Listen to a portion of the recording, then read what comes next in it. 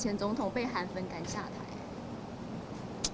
那一幕哦，坦白讲非常的重要。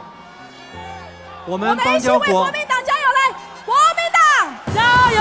国民党好了，感谢，谢谢马总统，谢谢。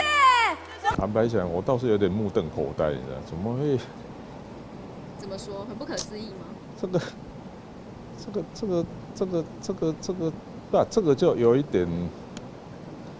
当然，我们会讲说啊，是不是那个场控不好？就是那个我们叫 schedule， 你知道吗？这个一个流程，我们要不管叫 run down， 叫 schedule， 叫行程流程表。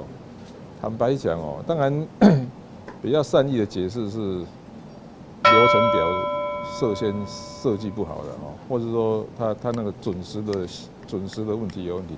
坦白讲，那个要去做检讨的。如果是发生在我们这一边，我一定会要求大家写检讨报告。你看到这一幕，会不会觉得这前元首好像被这种前元首好像被有点羞辱那种感觉？我马英九也是脾气好，他还说反送。他昨天教韩粉说，面对抹黑就是回呛他奶奶的，你觉得这是一种庶民语言吗？哇，是这样的，台上台下，有时候还是原则上还是尽量区分一下的。那你怎么看？马中是香港在流血，蔡英文在补血。也不必讲到那么那个啦，其实是这样的哦，对两岸或对香港问题哦，保持政策一致性，这样就好了。我也没有像我只会讲说啊，大家都是哦尽量保持一致，前后一致的，因为老实讲哦，两岸议题有时候还蛮危险的，这个所以有时候这兵者哦，国之大事，死生之地，不可不察。我态度是这样的，如果是我的话，就是对于哦两岸问题、对香港问题，我都会选择照稿念。